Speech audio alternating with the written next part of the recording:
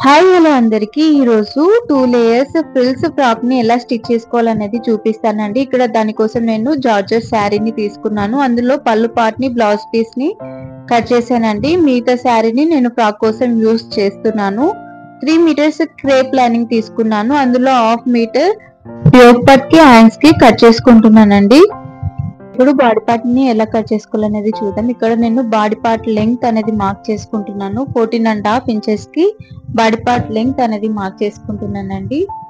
So mark చేసుకుని ఇలా ఒక లైన్ అయితే డ్రా చేసుకున్నాను. షోల్డర్ వచ్చేసి 6 ఇంచెస్ కి మార్క్ చేసుకుంటున్నానండి.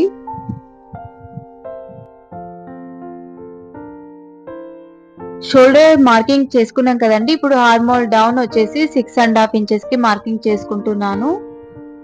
ఇలా ఎల్ షేప్ లో అయితే డ్రా చేసుకుంటున్నానండి. చెస్ట్ లూజ్ వచ్చేసి నేను 9 ఇంచెస్ కి మార్కింగ్ చేసుకుంటున్నాను. వేస్ట్ లూజ్ 8 ఇంచెస్ కి మార్కింగ్ చేసుకుంటున్నాను. 1 ఇంచ్ వచ్చేసి డాట్స్ కోసం అండ్ ఎక్స్ట్రా 2 ఇంచెస్ ఖర్చుల కోసం మార్క్ చేసుకున్నానండి. మార్క్ చేసుకుని ఇలా ఒక లైన్ అయితే డ్రా చేసుకోవాలి. ఇప్పుడు షోల్డర్ విడ్త్ మార్క్ చేసుకుందాం. Shoulder width 3 inches, neck width 3 inches అండి. నెక్ డౌన్ వచ్చేసి నేను 5 ఇంచెస్ కి మార్కింగ్ అనేది చేసుకుంటున్నాను.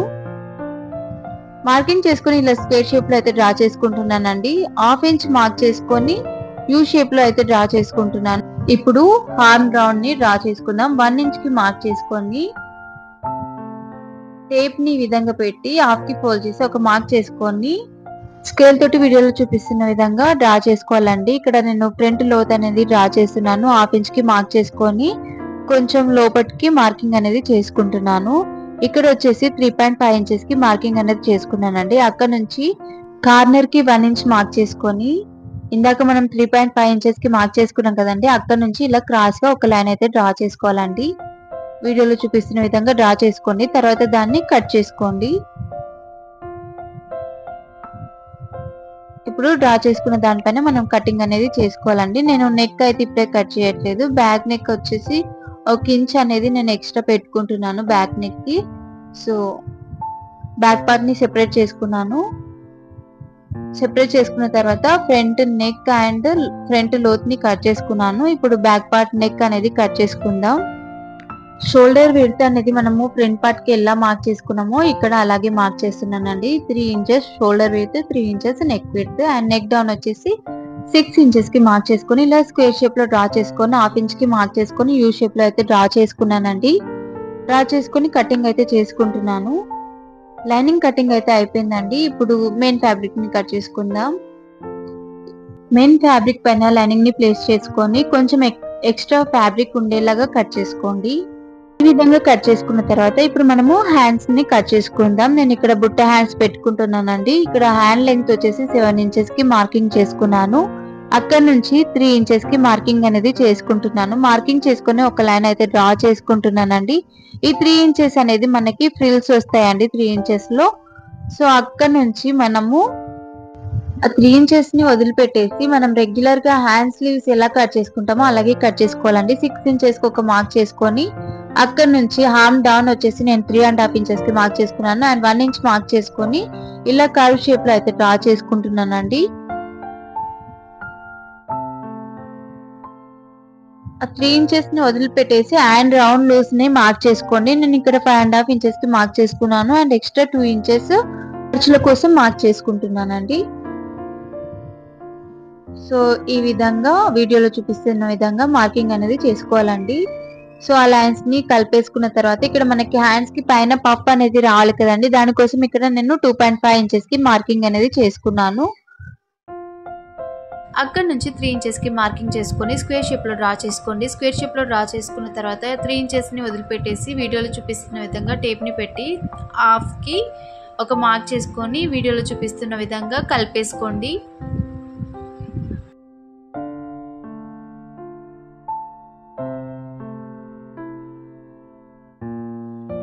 ఇలా ఈ విధంగా డ్రా చేసుకున్న తర్వాత డ్రా చేసుకున్న దానిపైనే కటింగ్ అనేది చేసుకోవాలండి.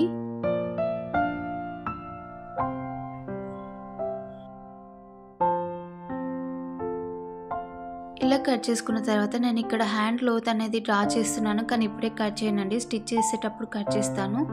హ్యాండ్స్ని మధ్యకి ఫోల్డ్ చేసుకొని ఒక టక్స్ అనేది ఇవ్వండి కింది వైపు, అలాగే పైన ఒక టక్స్ ఇచ్చుకోండి, ఎందుకంటే ఫ్రిల్స్ పెట్టేటప్పుడు ఈజీగా ఉంటుంది. వీడియోలో చూపిస్తున్న విధంగా టక్స్ అనేది పెట్టుకోండి. హ్యాండ్స్కి కింది వైపు బెల్ట్ పెట్టుకోవడానికి ఇక్కడ నేను 3 ఇంచెస్ విడ్త్ తోటి క్లాత్ అయితే కట్ చేసుకున్నానండి. లెంగ్త్ ఎక్కువ ఉన్నా ఏం ప్రాబ్లం లేదు. ఇందాక కట్ చేసి పెట్టుకున్న హ్యాండ్స్ లైనింగ్ని మెయిన్ ఫ్యాబ్రిక్ పైన పెట్టి ఈ విధంగా కట్ చేసుకోండి. బాడీ పార్ట్ కటింగ్ అయిపోయిందండి. ఇప్పుడు మనం బాటమ్ కట్ చేసుకుందాం. బాటమ్ లైనింగ్ వచ్చేసి నేను అంబ్రెల్లా కట్లో కట్ చేసుకుంటున్నాను. 11 ఇంచెస్కి మార్క్ చేసుకొని అండ్ 30 ఇంచెస్ లెంగ్త్ అనేది మార్క్ చేసుకుంటున్నాను. టోటల్ ఫ్రాక్ లెంగ్త్ వచ్చేసి 46 అండి. 14.5 ఇంచెస్ వచ్చేసి బాడీ పార్ట్ పెట్టుకున్నాను. బాటమ్ లెంగ్త్ అనేది 32 ఇంచెస్ అండి. సో అందుకనేసి నేను లైనింగ్కి 30 ఇంచెస్ మార్క్ చేసుకున్నాను.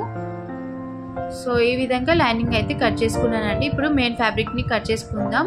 ఇక్కడ మనము 2 లేయర్స్ అనుకున్నాం కదండి. సో నేను ఫస్ట్ లేయర్ వచ్చేసి 22 ఇంచెస్కి మార్కింగ్ చేసుకుంటున్నానండి.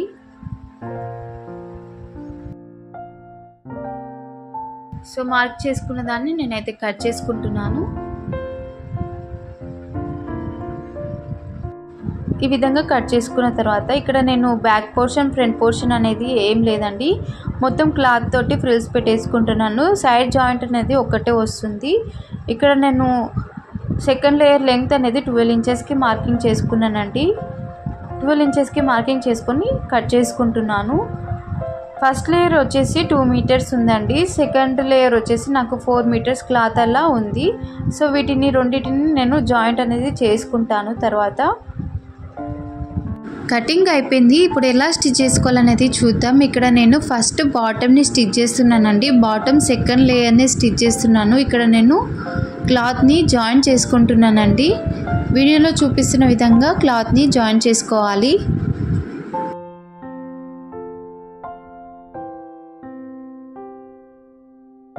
క్లాత్ని ఈ విధంగా జాయిన్ చేసుకున్న తర్వాత పైన టాప్ స్టిచ్ అనేది వేసుకోవాలండి.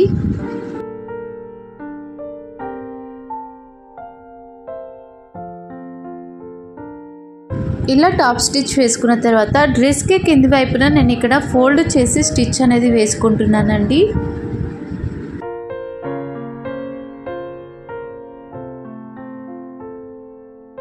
క్లాత్ మొత్తాన్ని ఈ విధంగా ఫోల్డ్ చేసి స్టిచ్ చేసుకోవాలండి. ఇక్కడ నేనైతే ఫస్ట్ లేయర్కి ఫ్రిల్స్ అనేవి పెట్టుకుంటున్నాను. చూస్తున్నారు కదా వీడియోలో, నేను చిన్నగా దగ్గరగా ఫ్రిల్స్ అనేవి పెట్టుకుంటున్నాను. సో వీడియోలో చూపిస్తున్న విధంగా ఫ్రిల్స్ అనేవి పెట్టుకోండి.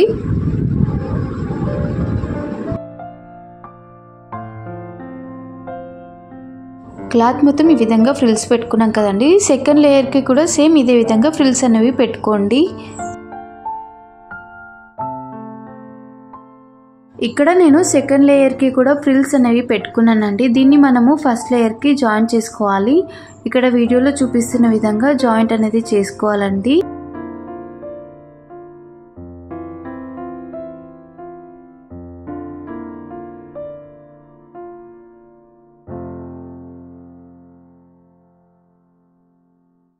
సో ఈ విధంగా క్లాత్ని నీట్గా అడ్జస్ట్ చేసుకుంటూ జాయిన్ చేసుకున్న తర్వాత డబల్ స్టిచ్ అనేది వేసుకోండి. ఇక్కడ నేను డబల్ స్టిచ్ అనేది వేస్తున్నానండి. బాటమ్ స్టిచ్ చేసిన తర్వాత ఇలా అయితే ఉందండి. సో ఇప్పుడు మనం దీనికి లైనింగ్ని జాయిన్ చేసుకుందాం. ఇక్కడ నేను లైనింగ్ని జాయిన్ చేస్తున్నానండి. లైనింగ్ కింది వైపు వచ్చేసి నేను ఫోల్డ్ చేసి స్టిచ్ చేశాను. సో ఇక్కడతోటి బాటమ్ స్టిచ్చింగ్ అయితే అయిపోయిందండి. ఇప్పుడు మనము బాడీ పార్ట్ని ఎలా స్టిచ్ చేసుకోవాలనేది చూద్దాం. ఇక్కడ నేను క్లాత్ కదలకుండా ఉండడానికి పిన్స్ అనేవి పెట్టుకుంటున్నానండి. సో ఇలా పిన్స్ పెట్టుకొని నెక్ చుట్టూ ఒక స్టిచ్ అనేది వేసుకుంటున్నాను. ఇలా ఒక స్టిచ్ వేసుకున్న తర్వాత ఎక్స్ట్రా క్లాత్ని కట్ చేసుకొని చిన్న టక్స్ అనేవి పెట్టుకుంటున్నానండి. దీనివల్ల క్లాత్ అనేది ఈజీగా టర్న్ అవుతుంది. సో ఇలా క్లాత్ని టర్న్ చేసుకొని పైన టాప్ స్టిచ్ అనేది వేసుకుంటున్నాను.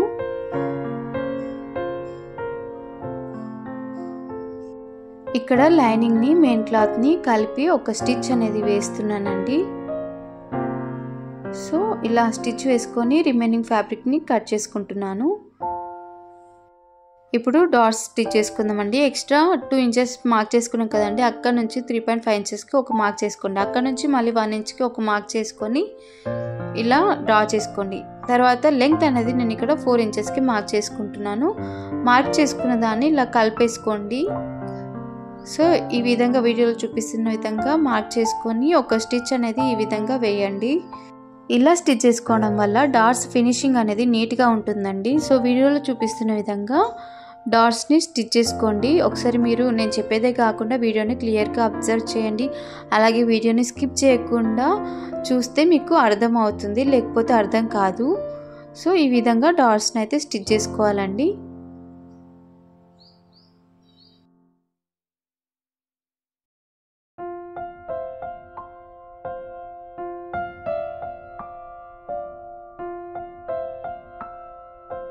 డాట్స్ని స్టిచ్ చేసుకోవడం అయిపోయిందండి. సేమ్ ఇదే విధంగా బ్యాక్ పోర్షన్ని కూడా స్టిచ్ చేసుకోవాలి. స్టిచ్చింగ్ వచ్చేసి నేను ఒకటే చూపిస్తున్నాను. ఇక్కడ నేను బ్యాక్ పోర్షన్ని కూడా స్టిచ్ చేశాను. ఇప్పుడు మనము షోల్డర్స్ని జాయిన్ చేసుకుందాం.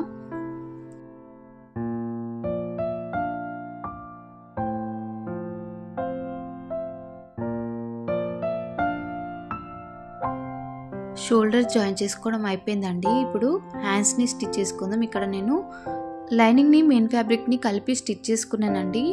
ఇక్కడ వచ్చేసి మనము ఇందాక హ్యాండ్స్ కట్ చేసేటప్పుడు హ్యాండ్స్కి మిడిల్లో అండ్ సైడ్స్కి మనము టక్స్ అనేవి పెట్టుకున్నాం కదండి. ఇప్పుడు మనకి ఫ్రిల్స్ పెట్టుకోవడానికి ఈజీగా ఉంటుంది.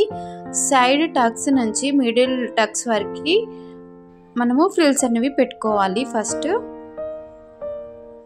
సైడ్ టక్స్ నుంచి మిడిల్ టక్స్ వరకు ఫ్రిల్స్ అనేవి పెట్టుకోవాలండి. 4 or 5 ఫ్రిల్స్ అనేవి వస్తాయి.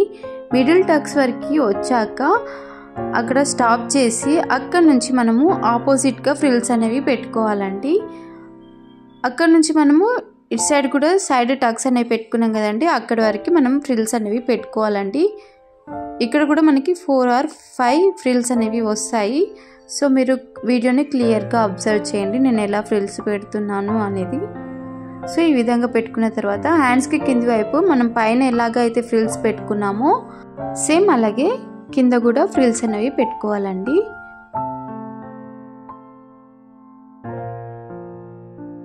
సో ఈ విధంగా ఫ్రిల్స్ అనేవి పెట్టుకోవాలండి.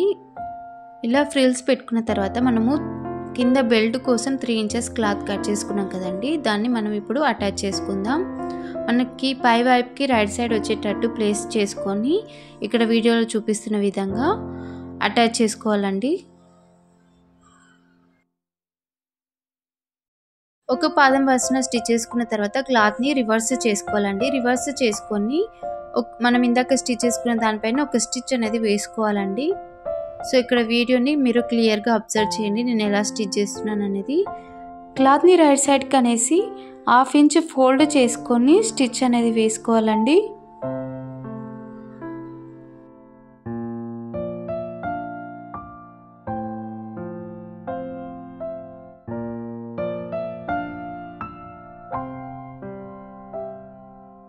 ఇలా స్టిచ్ చేసుకున్న తర్వాత నేను కింది వైపున కూడా ఒక స్టిచ్ అనేది వేస్తున్నానండి, ఫినిషింగ్ నీట్గా ఉంటుందనేసి. సో ఇలా హ్యాండ్స్ని స్టిచ్ చేసుకోవాలండి. చాలా ఈజీగా స్టిచ్ చేసుకోవచ్చు ఈ హ్యాండ్స్ని. సేమ్ ఇదే విధంగా ఇంకొక హ్యాండ్ని కూడా స్టిచ్ చేసుకోవాలండి. నేను ఇక్కడ స్టిచ్ చేశాను. ఇక్కడ నేను హ్యాండ్ లోత్ అనేది కట్ చేస్తున్నానండి. ఇది వచ్చేసి మనకి ఫ్రంట్ సైడ్ వస్తుంది. సో గుర్తు కోసం ఒక టక్స్ ఇచ్చాను. సో ఇక్కడ వచ్చేసి నేను హ్యాండ్స్ని జాయిన్ చేసుకుంటున్నాను.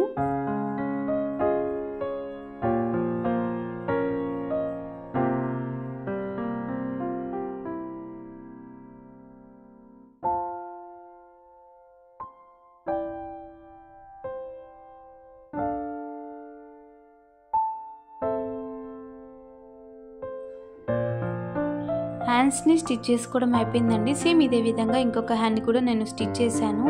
ఇప్పుడు వచ్చేసి మనము ఒక సైడ్ ఫిట్టింగ్ అనేది చేసుకోవాలండి.